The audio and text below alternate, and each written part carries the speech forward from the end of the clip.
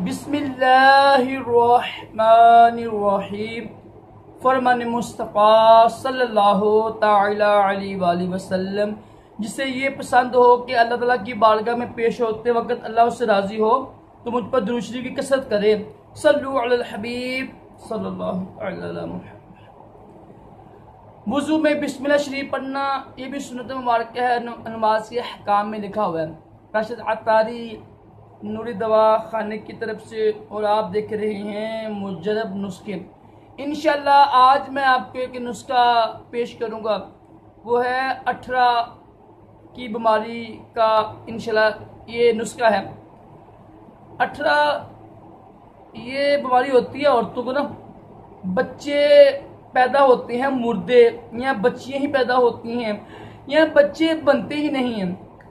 यानी रिपोर्ट आते हैं जी, यानी हमल ठहर गया, लेकिन वो बच्चा होता है ना, बच्चा जो मर्द का ना नुक्ता होता है उसमें जाते ही नहीं है, वो ऐसे बनी होती है, बच्चा बनता नहीं है।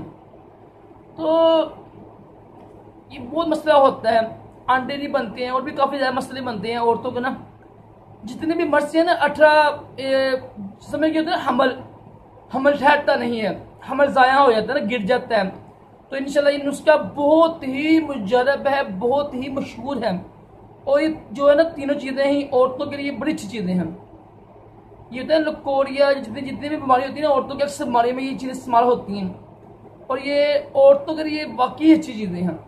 आप नुस्खा नोट कर लीजिएगा। 4 चीज़ें लेनी है आपने, ये 5 चीज़ें लेनी है। नंबर 1 पर है सुपारी।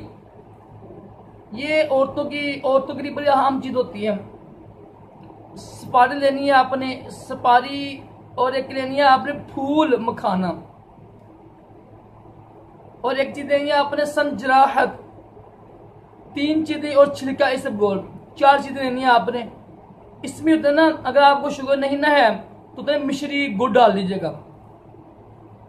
आधी चमची खा लें आप सुबह शाम, खाने से पहले, खाने के बाद, कोई पाबंदी नहीं है। दोबारा सुन लें आप कि जिन औरतों को बच्चा ये तो ना हमल ठहरता नहीं है, बच्चा गिर जाता है, समझ गए ना, हमल की हिफाजत के लिए ये नुस्खा है। तो नुस्खा क्या है?